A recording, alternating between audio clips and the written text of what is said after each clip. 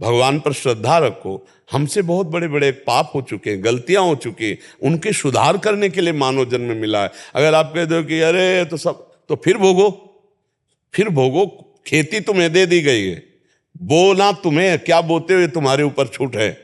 ये कर्म भूमि में तुम्हें मानव जन्म दे दिया गया। तो अगर श्रद्धा करोगे तो ये जन्म तुम्हारा जैसा दुख सुख का गया, लेकिन आगे बढ़िया बन जाएगा।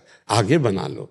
बहुत मतलब आप इसमें समझने की जरूरत है, इसमें समझने की जरूरत है।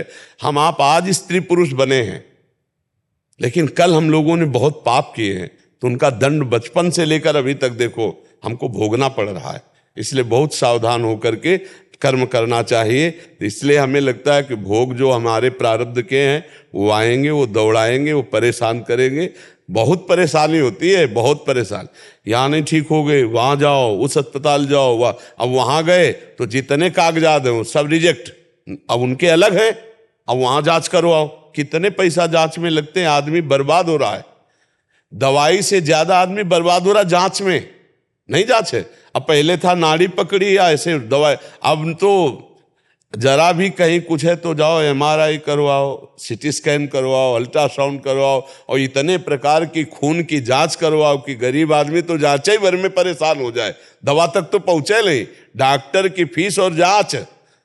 अब ये सब प्रारब्ध ही भोग है। और आज कोई शरीर बिरला स्वस्थ हो नहीं, high blood pressure, low blood pressure, sugar, ये वो परेशानियां देखो शरीर। क्योंकि आज का अन्न शुद्ध, प्रकृति अशुद्ध होती चली जा रही, वृक्षों का नाश हो रहा है, प्रकृति अशुद्ध होती चली जा रही।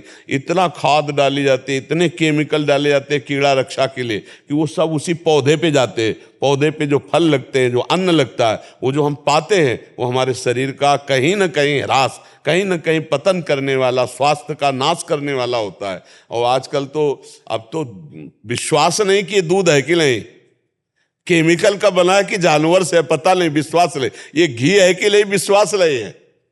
बड़ा मतलब आज देखो ऐसा समय आ रहा है कि विश्वास खत्म होता जा रहा है। जब दाल को पानी में धो तो हरापन छूटता है, बताओ, उसको भी सुरक्षित नहीं छोड़ रहे हैं कि दाल आदि, अन्न आदि, उनको भी केमिकल मिला रहे हैं उनमें। अब वो केमिकल जो खरीदेगा तो बहुत पानी से धो लेगा, तो उसमें जो प्रभाव पड़ा वो शरीर के लिए आता है। High blood pressure, low blood pressure, दिल की बीमारी, कई तरह की परेशानियां। बड़ा ये कलिकाल बड़ा भयावह है। नाम जप करके भगवान की प्राप्ति कर लो और जो दुख सुख आए उसे सह लो। हमारी तो यही प्रार्थना है। और अगर भगवान पर श्रद्धा करोगे तो तुम्हारी ही हानि हो जाएगी। उस महान में तो कोई फर्क पड़ने वाला है नहीं, उसको कोई फर्क नहीं पड़ने। वो तुम्हारे हृदय में भी बैठा हुआ है, निरपेक्ष बैठा हुआ है, वो देख रहा है। अजय शर्मा जी, बटाला। आदरणीय गुरुदेव भगवान, आपके चरणों में कोटि कोटि प्रणाम। गुरुदेव भगवान, मेरा प्रश्न है कि भगवान ने जब मैया यशोदा को अपने मुख से में ब्रह्मांड के दर्शन करवाए, तब उन्होंने उन्हें विशेष नेत्र दिए, जिससे मैया यशोदा ने प्रभु के मुखमंडल का, पूरे ब्रह्मांड का दर्शन कर पाए। जब अर्जुन जी ने अपने सगे संबंधियों को नहीं मारने के लिए अपने शस्त्र फेंक दिए, तब भगवान ने उन्हें अपना विराट स्वरूप दिखाया और नेत्र दिए।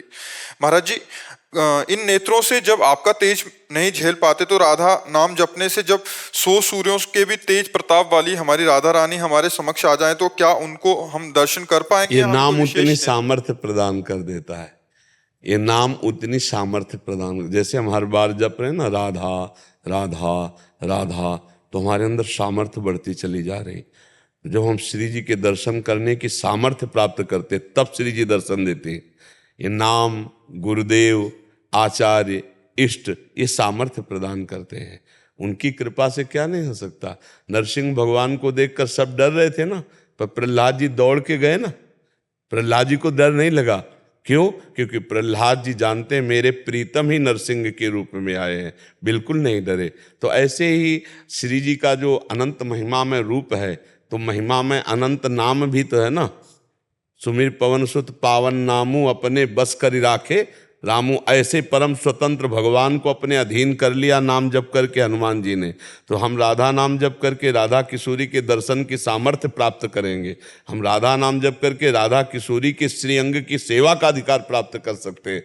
हम राधा नाम जप करके किशोरी जी को अपने अधीन कर सकते हैं। ना भाई, नाम बड़ा है नामी से। जैसे स्वामी और सेवक, इतना अंतर है नाम और नामी में। यद्यपि अभेद है फिर भी अंतर है।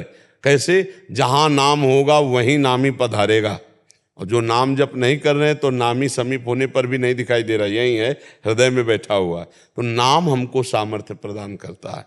नाम भगवान की अमोघ सामर्थ्य है, पक्का समझो। जैसे जैसे नाम जप करोगे आप में दिव्य दृष्टि आ जाएगी, आप में सब सामर्थ्य आ जाएगी। कभी मांगना नहीं पड़ा है। अच्छा, ये ऐसा नहीं होता कि लो मैं तुम्हें दिव्य दृष्टि देता हूँ, नहीं, वो अपने आप जागृत हो जाती है, वैसी सामर्थ्य जागृत हो जाती है, वो अपने आप हो जाती है। वो नाम जप करते रहो आप, जब उनको, तो हमारी सामर्थ्य इतना भी प्रेम झेलने की नहीं है, और वो प्रेम समुद्र है, आपको सच्ची कहते हैं। कभी कभी जब उनकी कृपा होती तो लगता है अगर आचार्य और गुरु जी की कृपा ना हो तो हृदय फट जाए। महाराज जी, यही तो मेरा प्रश्न यही था कि आपका तेज झेलना हमारे लिए संभव नहीं है, तो फिर सूर्य के समान उनका तेज कैसे झेल? हाँ, जैसे आप हमारे सामने बैठे हो, लेकिन आप कह रहे हो, लेकिन आप देख तो रहे हो ना, ऐसे ही देखा जाता है। ऐसे ही देखा, यद्यपि असंभव है पर नाम जापक के लिए असंभव नहीं। हमारी श्री जी है ना, हमारी श्री जी है, बात हमारी समझना, ये हमको दर्शन कराता है। हमारे माई श्यामा जू को राज, ये हमारी सामर्थ्य होती है। तो अपनापन से, जैसे बड़े पिता जो है राष्ट्रपति है, लेकिन मेरा पिता है, तो अब दूसरों को डर लगेगा, लेकिन अपने तो जाके उनकी गोद में बैठ सकते हैं ना, मेरा पिता है ना, है नहीं? तो ऐसे ही मेरी श्री जी है ना, आप जिनकी बात कर रहे हो मेरी श्री जी है। अब बस खत्म खेल, जब मेरी श्री जी है ला, तो फिर मेरे को सामर्थ्य भी उतनी मिलेगी, उतनी सामर्थ्य मिलेगी। तो हमें वही पावर देती हैं, वही हमें दृष्टि देती हैं, हम उनको देख पाते हैं, हम उनको सह पाते हैं। नहीं तो सच्ची मानिएगा, प्रभु का प्रेम उदय होते ही हृदय ऐसे, जैसे 0 वाट में 11,000 वाट की बिजली छोड़ दो ना, चिथड़ा उड़ जाए, ऐसे हृदय फट जाए। सांसारिक प्रेम को तो झेल नहीं पाता, सांसारिक दुख सुख को तो झेल नहीं पाता। अब सोचो, इतना आनंद समुद्र, जिस आनंद समुद्र के एक बिंदु के एक अंश से सीकर, जो आनंद सिंधु सुख राशि और सीकर तय त्रैलोक सुपा। सीकर कहते जैसे एक बिंदु ऐसे बूंद लिया और उसको चट में मारा तो उसमें जो कण निकले उसे सीकर कहते। एक सीकर से अनंत ब्रह्मांडों को सुख प्राप्त हो रहा है, एक बूंद के एक सीकर से अनंत ब्रह्मांडों को सुख प्राप्त हो रहा है। वो सुख समुद्र भगवान जब हमें मिलेगा तो हालत क्या होगी? यही भजन, यही गुरु कृपा से सामर्थ्य आती है। जब वो आनंद समुद्र गले लगाएगा तो हालत क्या होगी? एक सीकर सुख में तो देख लो पूरा ब्रह्मांड फंसा हुआ है, और वो आनंद समुद्र जब सामने हो फिर हालत क्या हो? ये गुरु कृपा, ये गुरु मंत्र, ये नाम जप, ये बल प्रदान करता है। तो अब उस आनंद में देखते हुए भी न मूर्छित होता है, न प्राण निकलते हैं। तभी तो सेवा में जाता है, श्री चरणों की सेवा कर रहा है दास, तभी तो वो सामर्थ्य आती है उसके अंदर कि वो आंखों में आंख मिलाकर अंजन लगा रहा है। नहीं, जब श्रृंगार करते हैं अपने इष्ट का तो सब श्रृंगार करने का सौभाग्य मिलता है। दर्शन की तो बात जाने दो, सब सेवा का सौभाग्य प्राप्त होता है रसिकों को। ये नाम मंत्र में बहुत दम है, बहुत सामर्थ्य है। नाम मंत्र कभी निष्फल नहीं होता, अपार सामर्थ्य। और देखो, हम कहीं ना कहीं भूले हैं, जब हम देह भाव में हैं तो हम मनुष्य हैं, लेकिन स्वरूप भाव में देखो तो हम परमात्मा के अंश हैं। नहीं, फिर मानते नहीं हम। हाँ, इसीलिए भ्रमित हो चुके हैं। और अब अध्यात्म सुन करके तो पता चल ही जाएगा, फिर धीरे धीरे मानने लगेंगे। देखो, सुना जाता है, सुनते सुनते जब बहुत बार सुना जाता है तब मन में आ जाता है, नहीं बहुत मान रहे हैं। हजारों लोग गलत आचरण छोड़ रहे हैं, गलत नशा छोड़ रहे हैं, तो धीरे धीरे उनको समझ तो आ ही रही है कि यार ये गलत है, ये सही है। तो धीरे धीरे ये भी समझ जाएंगे कि शरीर छूटेगा, यार शरीर तो मैं नहीं हूं, मैं तो अविनाशी हूं। जो मैं जागृत में वही मैं स्वप्न में, वही मैं सुसुप्त में। तो ये अवस्थाएं तो शरीर के, लेकिन मैं दृष्टा हूं। अगर इतना ज्ञान धीरे धीरे बढ़ जाए तो जीवन मुक्तता की तरफ हम चल दें। तो आप आनंदित रहिए, नाम में बड़ी सामर्थ्य है, वो सब सामर्थ्य दे देंगे। काजल जी, राधे राधे महाराज जी। महाराज जी, आपके चरणों में कोटि कोटि प्रणाम। महाराज जी, मेरी जिंदगी में एक ही परेशानी है, शरीर के संबंधियों की बातें सुनकर मेरे मन में जलन पैदा होती है, जिस कारण मैं राधा नाम की जगह उस इंसान के बारे में सोचकर अपना समय व्यर्थ कर देती हूँ। कृपया महाराज जी मेरा मार्गदर्शन करें कि मैं उस समय देखो, हृदय को आनंदित रखने के लिए राग और द्वेष अगर अध्यात्म की जगह में आकर यहाँ प्रश्न किया है तो यहाँ आध्यात्मिक उत्तर मिलता है। राग और द्वेष ये दो ही बहुत बड़े बंधन हैं। व्यक्ति, वस्तु, स्थान की अनुकूलता में राग और प्रतिकूलता में द्वेष होता है। चाहे वो वस्तु हो, चाहे व्यक्ति हो, चाहे स्थान हो, पदार्थ हो, जो हमारे अनुकूल होता है उसमें राग हो जाता है और जो प्रतिकूल होता है द्वेष होता है। और राग द्वेष में फंसने वाला आवागमन चक्र में ही फंसा रहता है। हमें चाहिए कि जिनके प्रति हमारा द्वेष होता है उनमें हम भगवत बुद्धि करें। भगवत बुद्धि के बिना इस द्वेष को मिटाया नहीं जा सकता। जो हमारे प्रति प्रतिकूल व्यवहार करे उसके प्रति भी हम यदि अनुकूल व्यवहार करते हुए भगवत भाव रखें तो हमारा हृदय भगवान की प्राप्ति के योग्य हो जाता है, आनंद की प्राप्ति के योग्य हो जाता है। नहीं तो फिर चिंतन तो उसी का होता है, राग और द्वेष का। ऐसा नहीं कि केवल प्रतिकूल ही चिंतन होता है, अनुकूलता का चिंतन होता है, राग का चिंतन होता है, प्रतिकूलता का चिंतन होता है, द्वेष का चिंतन होता है, लाभ का, हानि का, मान का, अपमान का, दुख का, सुख का। यही तो द्वंद्व है। और जो द्वंद्वों में फंसा हुआ है वो अगला द्वंद्व है जन्म और मरण। बार बार जन्म, बार बार मरण। अगर जन्म मरण रूपी द्वंद्व से मुक्त होना चाहते हो तो राग और द्वेष का त्याग करो। किसी में भी राग नहीं, सब भगवान के स्वरूप, किसी में भी द्वेष नहीं। हाँ, अजात शत्रु वही कहलाता है जो भगवान का भक्त होता है। और जो भगवान का भक्त होता है वो अजात शत्रु। अजात शत्रु जिसका दुश्मन कोई पैदा ही नहीं हुआ, सब में अपने प्रभु को देखना। उमा संत कहे यही बड़ाई, मंद करत जो करे भलाई। संत हृदय वही है जो बुरा करने वाले पर भी मंगल भावना करे। ऐसे हम जलते रहेंगे चिंतन करके द्वेषात्मक, तो भजन की तो बात जाने दो, और नकारात्मक सोचे आना, और ऐसी नकारात्मक सोच आएंगी कि फिर भगवान से भी अश्रद्धा होने लगेगी। इसलिए सावधान हो जाए। जो हमारा बुरा सोचता है तो उसका बुरा अपने आप हो जाता है। उमा क्षमा श्रापो ते भारी, अपने कर्म जाय अपकारी। हमको उसका मंगल मनाना है जिससे हमारा मंगल हो जाएगा। हमको उसमें भगवत भाव करना है जिससे हमारा हृदय शीतल हो जाएगा, प्रसन्न हो जाएगा। और सच्ची मानिए सब में भगवान है, इसमें कोई अंतर नहीं। तो हम भगवत भाव करें। अगर भगवत भाव से चिंतन करने लगे, ये आदमी ऐसा, अरे इसमें भी प्रभु है, ये ऐसा, तो इसमें भी प्रभु है। क्योंकि ज़्यादातर संबंधी ही होते हैं आसपास और उन्हीं के प्रतिकूल आचरण होते हैं। तो उनमें अगर हम भगवत भाव कर लें तो जगत में तो भगवत भाव कर ही लेंगे। अगर अपने संबंधियों में भगवत भाव नहीं कर पाए तो हमें लगता है चाहे मंदिर जाओ और चाहे वृंदावन आओ, वो लाभ तो नहीं मिलेगा जो आपको सब में भगवान देखने पर लाभ मिलेगा।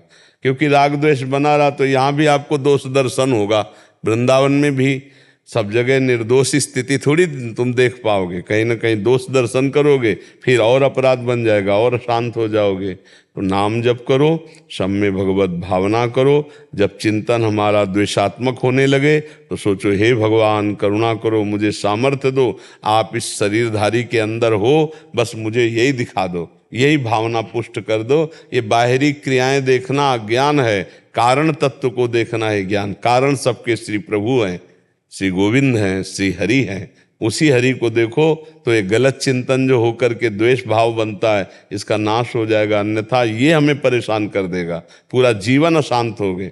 पक्का समझिए, जो दूसरों की गलतियों को ध्यान में ला करके जलता रहता है तो पूरा संसार ऐसा है कि हमें प्रतिकूलता ही मिलती चली जाएगी। हम कब तक जलेंगे? थोड़ा हमें विवेक धारण करना है, अपने को जलन से बचाना है, क्योंकि हमारा जीवन आनंद के लिए मिला है। और ये आनंद है क्या? हम देख देख के जल रहे हैं, सोच सोच के जल रहे हैं। अरे तेरे भावे जो करे भलो बुरो संसार, नारायण तू बैठ के अपनो भवन बुहार। अपने हृदय को आनंदित करने के लिए सब में भगवत भाव करो। अध्यात्म से तो यही उत्तर है। और व्यवहार में है कि भाई जिनसे नहीं पटती अलग हो जाओ, चिंतन करके जलने की जरूरत क्या है। पर अध्यात्म अलग होने की बात नहीं। अध्यात्म कहता है कि विचार से अलग हो जाओ। जो आपके अंदर वो अशुद्ध द्वेषात्मक विचार, उसको त्याग दो, आनंदित हो जाओगे, कोई परेशानी।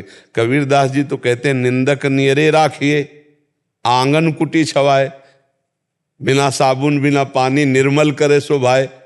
जो हमको निंदा करते हैं, जो हमसे द्वेष करते हैं, वो हमको और उन्नति में पहुंचाते हैं। पर ये समझ में नहीं आता है अज्ञान होने का, इसलिए हम खुद द्वेष करने लगते हैं और उनकी निंदा करने लगते हैं। तो ऊंचाई की जगह हम नीचाई में पहुंच जाते हैं, हमारा हृदय जलने लगता है। साधो निंदक मित्र हमारा, जो हमारी निंदा करता है हमारे सारे पापों को नष्ट कर देता है।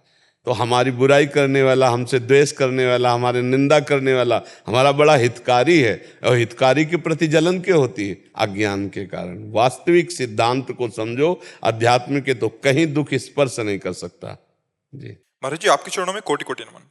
गुरुदेव, कुछ भी ना होने पर भी ये अभिमान बना रहता है, अपनी नकली विनम्रता का अभिमान, कम करने की कोशिश का अभिमान, ये एहसास भी भगवान की कितनी कृपा है इसका अभिमान, फिर ये डर लगता है कि भगवान जब कृपा करेंगे ये अभिमान तोड़ेंगे तो मैं इसको सह पाऊंगा या नहीं सह पाऊंगा, उसका हाँ, ये बात तो सही है।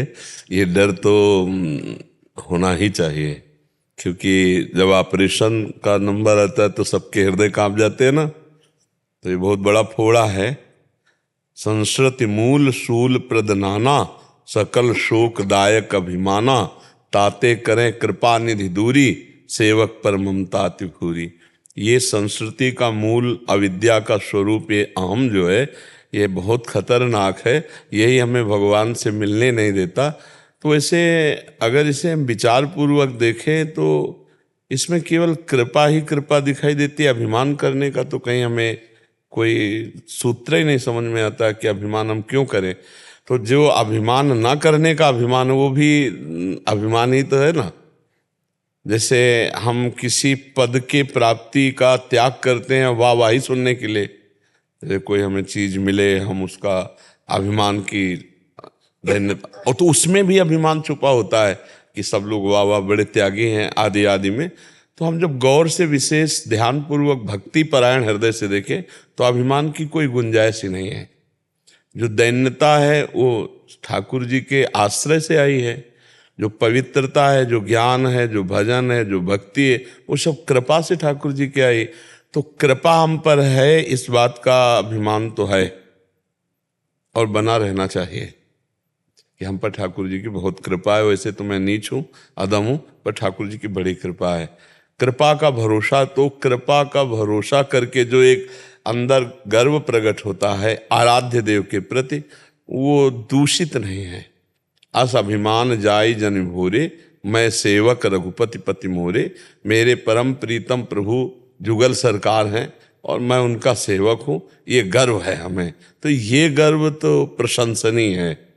लेकिन गुणाभिमान होना या त्यागाभिमान होना या भजनानंदी का अभिमान होना, ये थोड़ा घटना पैदा कर सकते हैं कोई ऐसी जिसमें भारी उपहास होने का डर है, और ये डर बना रहना चाहिए। यही डर है जो अभिमान को बढ़ने नहीं देगा, क्योंकि वो बड़े लीला बिहारी हैं। एक झटके में सब चकनाचूर हो जाएगा एक झटके में सब मिट्टी में मिल जाएगा। तो ये डर बना रहेगा ना, तो अभिमान का वृक्ष नहीं बन पाएगा। अंकुरण होगा, वो चुपचाप शांत बैठा रहेगा और एक दिन वो मिट जाएगा, क्योंकि आप खड़े तो हैं नहीं, साधन पथ पे चल रहे, तो वो नष्ट हो जाएगा। पर ये बड़ी उत्तम विचारधारा है कि अपने किंचन मात्र दैन्यादि भाव के भी अभिमान को हम देख पा रहे हैं। चोर को अगर हम चोर समझ कर देखेंगे ना तो हम बच जाएंगे, और चोर को जब मित्र समझ के देखेंगे तो लुट जाएंगे, पिट जाएंगे, फिर वो हमें लूट सकता है। तो ये हैं काम क्रोध लोभ मोह मद मत्सर, ये ठग हैं और यही लूटते हैं। जब हमारे हृदय में दिखाई दे रहा कि इस बात का मद है, गर्व है, अभिमान है, तो हम सावधान हो जाते हैं। जब हम सावधान हो जाते हैं तो ये बढ़ नहीं पाएंगे, और जब हम असावधान होते हैं तो इसका हमारे अंदर ऐसा विस्तार होता है कि हम दूसरों पर दोष दर्शन करते हैं, फिर उसका पतन होने की गुंजाइश रहती। गुंजाइश पतन होने की इसलिए रहती कि भगवान को अच्छा नहीं लगता है। तो या तो ऐसे लक्षण देखकर भगवान से प्रार्थना करे कि प्रभु अब जैसे हैं आपके हैं, हमें डर लग रहा है कि आप कोई ऐसी लीला लग कर देला जो मैं सह न पाऊँ, तो नाथ इसको हटा दो। प्यार से भी तो हट जाएगा, अभी फोड़ा ऑपरेशन लायक नहीं है, अभी इंजेक्शन से दब जाएगा। तो भगवान अगर थोड़ा ज्ञान स्फुरित कर दिए तो शांत हो जाएगा, और जब विशाल बन जाता है तब भगवान को ऑपरेशन करना पड़ता है। विशाल इस कोटि का होता है कि समझाने से नहीं समझ में आता। जैसे देवर्षि नारद जी को यह अभिमान हो गया कि हम काम विजयी हैं, काम मलय मारुत अप्सराएं सब बसंत ऋतु ये सब उपस्थित हुए, और देवर्षि नारद को लुभाने की कोशिश की। वो भगवान के चिंतन में ऐसे डूबे कि कोई फर्क ही नहीं पड़ा। फिर कामदेव साष्टांग दंडवत हुआ, उनका डरो मत, जाओ हम तुम्हारा अहित नहीं करेंगे। अब बड़ा अंदर, अब विजय, काम पर विजय प्राप्त बहुत बड़ी बात होती है ना। भगवान शंकर के पास गए इसलिए कि भगवान शंकर ने तो काम को भस्म कर दिया था, हमें क्रोध भी नहीं आया, तो मतलब हम कहीं ना कहीं अहम स्फुरित हो गया। तो भगवान शंकर ने कहा देखो आप भगवान के भक्त हो, काम विजय प्राप्त करना कोई बड़ी बात नहीं है, हमारे सामने तो चर्चा कर दी लेकिन हरि के सामने मत करना। मना किया शंकर जी ने, तो भी नहीं समझ में आया, क्योंकि अहम अब बड़े जोर का हो गया, क्योंकि बहुत बड़े योद्धा को परास्त कर दिया ना काम को। अब सीधे हरि के पास गए, प्रणाम नमस्कार हुआ, सीधे चर्चा काम की कर दी कि काम विजयी, हमने काम को परास्त कर दिया प्रभु आपकी कृपा से, ऐसे कहा। लेकिन वो कृपा शब्द बहुत हल्का था, बात अंदर गर्व की थी। तो भगवान ने कहा नारद जी आपने काम परास्त कर दिया, ये तो कोई आश्चर्य की बात नहीं, आपका जो स्मरण करें वो काम विजयी हो जाए। तो मानो बढ़ती आग में पेट्रोल डाल दिया गया। नारद जी ने कहा जी प्रभु आपकी कृपा है से, अच्छा चला जाए। भगवान ने कहा अच्छा। और रचती रास्ते में माया तुमने कई बार सुनाया है। फिर नारद जी को ब्याह नजर आया कि अब ब्याह हो जाए, भजन साधन तो कुछ होगा ले, पर भगवान ने बचा लिया मरकट रूप दे करके, वो बड़ा प्रसंग है। तो जब हमें कोई अहंकार किसी विषय का हो जाता है तो भगवान उसको समझाने के लिए हमें साधु संग देते हैं। अगर हमें आज समझ में आ जाए तो फिर ऑपरेशन की जरूरत ही नहीं होती है। तिनकी संगति रहत जाति कुल मद सब नंसई। अच्छा आपका क्या है कि अपवित्र अहंकार नहीं है। अपवित्र अहंकार जैसे विद्या का, धन का, बल का, पद का, ये अपवित्र अहंकार है। आपका पवित्र अहंकार है भगवान के प्रति दैन्यता। तो इसका मतलब ये मिटने में देर नहीं लगेगी। पवित्र अहंकार ज़्यादा कठोर नहीं होता है। जैसे कि हम तो अधिक भजन करते हैं और ये संत होकर भी उतना भजन नहीं करते। देखो सब गुण हम में लेकिन हम दैन्य हैं, ये पवित्र अहंकार है। मतलब ये ज़्यादा निंदनीय नहीं है। निंदनीय अहंकार जैसे पद का अभिमान हो जाना, बल का अभिमान हो जाना, विद्या का अभिमान हो जाना, रूप का अभिमान हो जाना, कई तरह के वो ये बड़े बड़े कठोर अपवित्र अभिमान है। ये भी बाधक है, लेकिन इनके मिटने में देर नहीं। थोड़ा सा ज्ञान का प्रकाश हो जाए तो ये नष्ट हो जाएंगे। ये तो डरना ही चाहिए, और जो डरता है वो बच जाता है। इसमें जो डरता है, यही डर ही डरप, हमारे महाप्रभु हरिवंश चंद्र जी कहते, यही डर ही डरप हरिवंश हित, जिनो भ्रमय गुण सलिल पर, जी नामन मंगल लोक त्यों, सुहरिपद भजु न विलंब कर। इस डर से डरते रहो। किस डर से? ना जानो छिन अंत कवन बुद्धि घटय प्रकाशित, छुट चेतन जो अचेत तेऊ मुनि भय विश्वासित, पारासर सुर इंद्र कलप कामिनी मन पंद्या, परिवदेह दुख द्वंद कौन क्रम काल निकंद्या। यही डर ही डरपि हरिवंश हित, जिनो भ्रमय गुण सलिल पर, जी नामन मंगल लोक त्यों, सुहरि पद भजु न विलंब कर। इसमें पद में कह रहे हैं हरिवंश महाप्रभु कि हमारी बुद्धि का कोई भरोसा नहीं कि कब क्या कर बैठे। ना जाने छिन अंत कवन बुद्धि घटई प्रकार, किस क्षण में क्या रचना रच दे बुद्धि। अभी भगवान प्रिय लगते हैं, फिर को भोग प्रिय लगने लगे। अभी कुछ निर्णय कर रही, थोड़ी देर में कुछ निर्णय करने लगी। तो बोले इस बुद्धि का तो भरोसा मत करो, और अपने साधन बल का गर्व मत करो। तुम्हारा साधन कितना होगा? बड़े बड़े नाम लेके कह रहे, पारासर जी बहुत बड़े महापुरुष थे, जिनके सत्यवती के संयोग से श्री कृष्ण द्वैपायन व्यासदेव जी बोले ऐसे बड़े बड़े ऋषियों का मन चलायमान हो गया। देवराज इंद्र का मन चलायमान हो गया। गौतम ऋषि की जो पत्नी अहिल्या, उनके प्रति गलत भावना हो गई। पारासर सुर इंद्र कलप कामिनी मन फंद्या, परिवदेह दुख द्वंद कौन क्रम काल निक। तो इस बात से डरते रहो कि कोई भी घटना कभी भी हमारी बुद्धि कर सकती है। तो हमारी बुद्धि शुद्ध रहे, इसके लिए हम क्या करें? तो हम पहली बात तो डरें कि हम में इतना बल नहीं कि मैं माया से विजय प्राप्त करूं। और दूसरी बात, हर समय नाम जप, जी नामन मंगल लोक त्यों, तीनों लोक का मंगल कर। अगर नाम चलता रहा तो बुद्धि हमारी हमको धोखा नहीं देगी।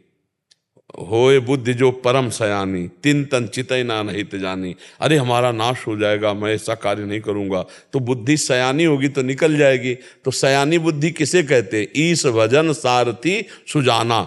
बुद्धि सारथी है, इस शरीर रूपी रथ की बुद्धि सारथी है, मन लगाम है, इंद्रियां घोड़े हैं। अगर बुद्धि में निरंतर नाम जब चल रहा है तो सुजान बुद्धि वो लगाम खींचे रहेगी, इंद्रिय रूपी घोड़े सही मार्ग पे चलते रहेंगे। तो हम प्रभु का नाम जप करें, और ये डर तो बना ही रहना चाहिए, माया से इस बात में डरते रहना चाहिए कि कहीं कभी हमसे कोई गलती ना हो जाए, कहीं चूक ना हो जाए, कहीं अभिमान ना आ जाए, कहीं मान प्रतिष्ठा में मन न फंस जाए, कहीं बड़ाई प्रशंसा सुनने की इच्छा ना हो जाए। तो भगवान से प्रार्थना करते रहना चाहिए, और हम सब करते हैं, हम सब प्रभु से ही प्रार्थना करते हैं, क्योंकि इस प्रचंड माया में वही हमें बचा सकते हैं। नहीं, गर्व होने में देर थोड़ी लगता है। नारद जी कोई साधारण संत है, अवतारी संतों में है, जब उनको गर्व हो गया तो हम आपको तो हो ही सकता है। इसलिए डरते रहें, डरते रहेंगे, छोटे बन के निकलोगे तो निकल जाओगे, और बड़े बनोगे तो परीक्षा आ जाएगी और फेल हो जाओगे।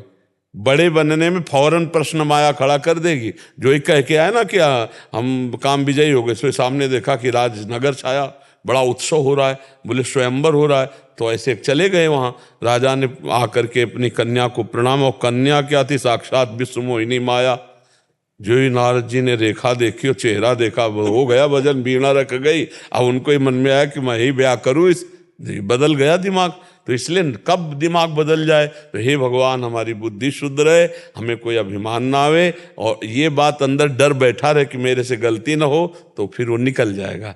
भगवान का डर, भगवान के भक्तों के द्वारा दिए हुए उपदेश का उल्लंघन हो, इस बात का डर, समाज का डर, कानून का डर, ये कई डर हैं जो हमको सुरक्षित रखते हैं। अगर ये डर ना हो तो हम मनमानी आचरण में आगे बढ़ते चले जा सकते हैं। तो ये डर अच्छा है। हाँ, ये भी भय, जैसे तुम कहते हो, ये भी भय लगता है कि हमारे मालिक बड़े लीला बिहारी, ऐसी कोई लीला न कर दे जिसको हम समझ ही न पावे और सह न पावे। दोनों बातें हैं। पर हम ये उनके दुलार से कहते हैं कि अगर बच्चा 100 ग्राम उठाना वजन जानता है तो वो 900 ग्राम ही देंगे, 1.5 किलो नहीं देंगे, क्योंकि उनको पता है कि हमारा भक्त किस कोटि का है। तो परीक्षा भी अगर लेंगे या कोई दवा भी देंगे अहंकार नाश की, तो बहुत हिसाब से देंगे, जिससे हम विचलित नहीं होंगे। हम जीवन भर की बात बता रहे हैं, बच्चापन से इस मार्ग में लगे कि कभी कोई ऐसी बात हुई है तो भगवान ने करो सदा तिनके रखवारी, जिम बालक राखे महतारी। वही हमको संभाला है, नहीं तो टूटने के तो लाखों घटनाएं हैं जो टूटने की थी, कि मतलब, लेकिन संभालने की, उनके दुलार, उनके प्यार की, तो उन पर भरोसा रखो, बड़े करुणा में है। कभी ऐसा वो कर ही नहीं सकते कि हम सह ना पावें, और फिर हमारा जीवन, हमारा प्राण सब कुछ समर्पित है। तो जो गालियां देते हैं, जो भगवान का तिरस्कार करते हैं, भगवान उनको तो दुलार करते हैं, फिर शरणागत भक्त को भगवान दुलार ना करें, ऐसा कैसे हो सकता है। जो गालियां देते हैं उनको भी भगवान प्यार करते हैं, क्योंकि जैसे अपना बच्चा बदमाश हो तो प्यारा भी होता है। कितना भी बदमाश हो, गुस्सा में जरूर कहेंगे कि मरे, हमारी बात नहीं मानता है, बहुत गलत चलता है, पर अगर घटना घटेगी तो हम हर कोशिश करेंगे कि लड़के को बचा ले। ऐसे हम बुरे हैं, लेकिन है तो भगवान ही के, माने या ना माने। जैसे कह दे हम बाप को नहीं मानते, तो बाप को नहीं मानते, तुम कह रहे हो, लेकिन बाप तो मान रहा है। तो ऐसे भगवान कह रहे सब मम प्रिय सब मम उपजाए, सब मेरे प्रिय सब मेरे उपजाए। तो दुष्ट को भी भगवान प्यार करते हैं, नहीं नाश ना हो जाए उसका।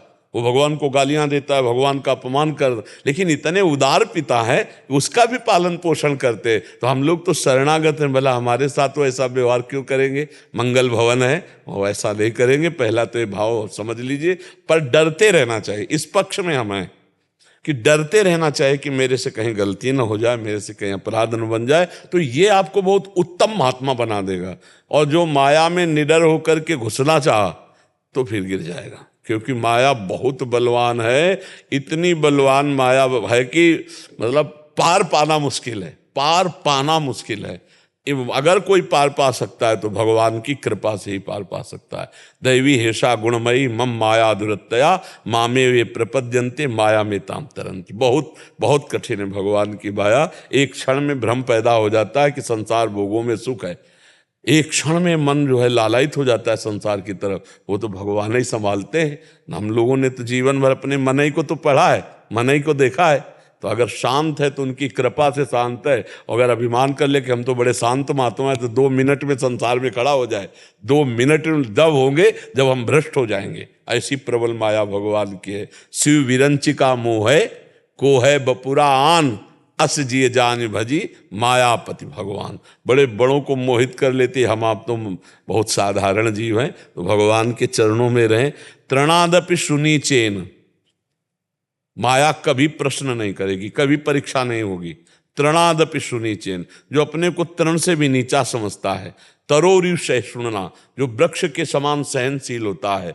और अमानिना मान देन, जो स्वयं अमानी रहकर दूसरों को मान देता है। कीर्तनिया सदा हरि, ऐसा हरि का कीर्तन करने वाले को कभी कोई बाधा नहीं होती। बाधा तभी होती जब हम कुछ बन जाते हैं। बोले हम संत हैं, तो अब संतों के जो लक्षण है वो आप दिखाओ।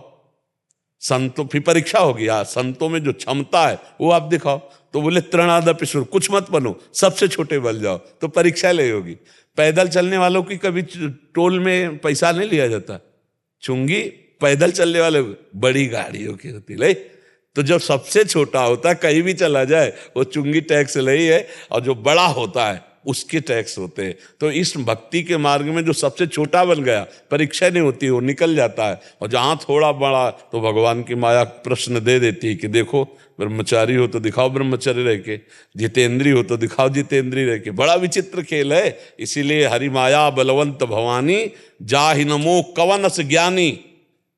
अज्ञानियों की बात नहीं कह रहे, कौन ऐसा ज्ञानी है जिसको माया मोहित न कर सके। बहुत बलवान माया है। इसलिए भगवान की शरण में होकर नाम जप करते हुए धैर्यपूर्वक हर कदम बढ़ाते रहो। वही बढ़वाने वाले, वही रक्षा करने वाले। अंदर जब कोई विकार आवे तो साधक का कर्तव्य है कि वो गुरु से, संत से, भगवान से जाके अपनी बात रख दे, तो वो नष्ट हो जाता है। ये भी प्रभाव है। संत सदगुरुदेव भगवान से जब अपनी गलतियां रखते हैं सामने, तो हमको एक अमोघ बल मिलता है, और दूसरा उनके प्रभाव से वो गलती क्षय होना शुरू हो जाती है। उसी समय से जैसे हम अपने पाप रखते हैं तो पाप नष्ट हो जाते हैं, हम पुण्य सभा में कहते हैं तो पुण्य नष्ट हो जाते हैं। ऐसे हम अपनी गलती जब संत गुरुदेव महात्माओं से रखते हैं तो उसका नाश हो जाता है, फिर वो क्षमता बढ़ने लगती है कृपा से। संदीप सिंह जी, नोएडा से। श्री हरिवंश। गुरुदेव आपके चरणों में कोटि कोटि प्रणाम। महाराज जी, मेरा प्रश्न है कि हम सब प्रभु के अंश हैं, परंतु प्रभु से विमुखता के कारण उनसे विलग होकर 84 लाख चक्र में अनंत काल से भटक रहे हैं। गुरुदेव, काल चक्र में कभी ऐसा रहा होगा जब हम प्रभु में ही लीन होंगे, फिर हमारे अंदर ये विमुखता ऐसा कभी तक नहीं, अभी तक नहीं हुआ।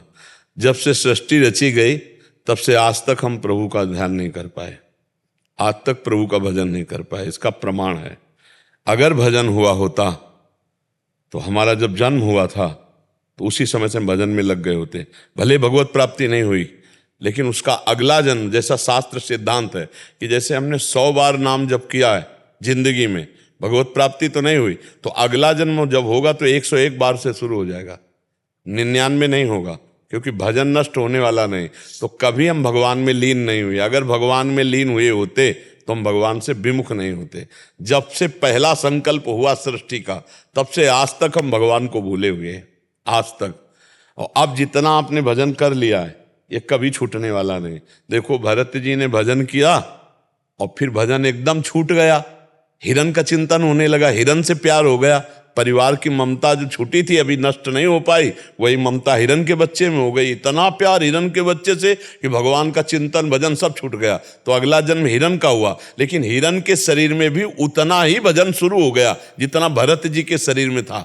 तो अगला जो जन्म हुआ हिरन के बाद, वो ब्रह्मबोध संपन्न महापुरुष जड़ भरत के रूप में हुआ। तो अगर हमारा भजन हुआ होता, तो जैसे पूर्व जन्म में हमारा कुछ भजन हुआ होगा, तो हमें पक्का कह रहे, हमें जब शुद्धि हुई तो बस हमारे अंदर यही भगवान के नाम जपने की भूख, संतों से मिलने की भूख, नदी का किनारा, वृक्ष, एकांत, ऐसी मांग अंदर पैदा हो गई।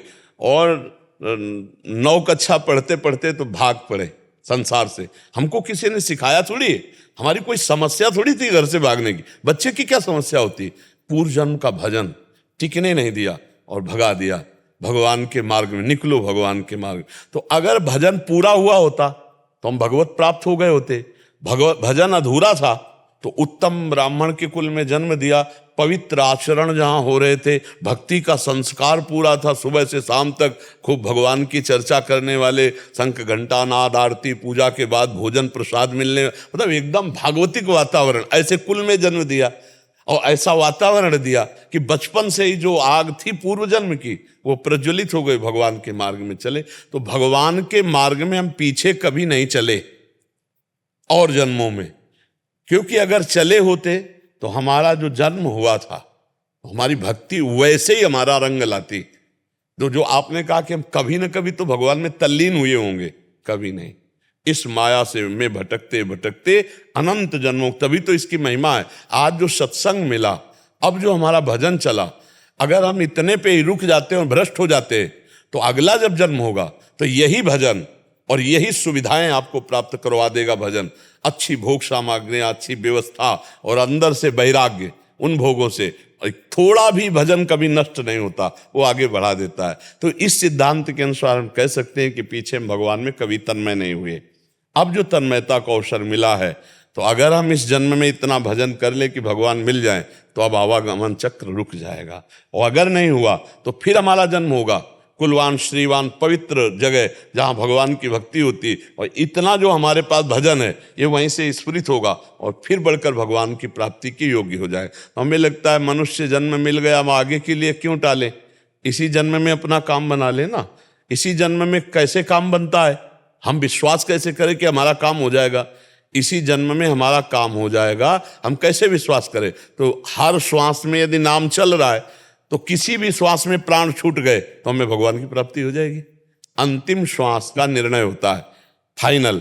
अंतिम श्वास में यदि राम कृष्ण हरि राधा कुछ भी बोल दिए तो आपका भगवत प्राप्ति हो जाएगी। तो हम इसीलिए हर श्वास में अभ्यास करते हैं, हर मिनट में अभ्यास करते हैं। पता नहीं कौन सा मिनट, कौन सी श्वास हमारी आखिरी है, वही आखिरी श्वास में राधा बोला, भगवत प्राप्ति हो गई। बबली धीर जी कपूर। राधे राधे महाराज जी। महाराज जी, मुझे संत महापुरुषों के सानिध्य में रहना, उनके प्रवचन सुनना बहुत ही अच्छा लगता है। संत महापुरुषों में ही युगल सरकार के दर्शन होते हैं, मंदिरों में जाकर दर्शन करने की इच्छा अभी नहीं होती। महाराज जी, इसमें कोई अपराध तो नहीं हो रहा? हाँ, कोई अपराध नहीं, पर अवहेलना भी ना करे, अवहेलना भी ना करे। अपराध तो नहीं, ना जाए तो ना जाए, पर निंदा न करे कि हमें मंदिर में ऐसा नहीं करे, क्योंकि अर्चा अवतार विग्रह रूप में भगवान विराजमान है, तो हमको ऐसा नहीं कहना है।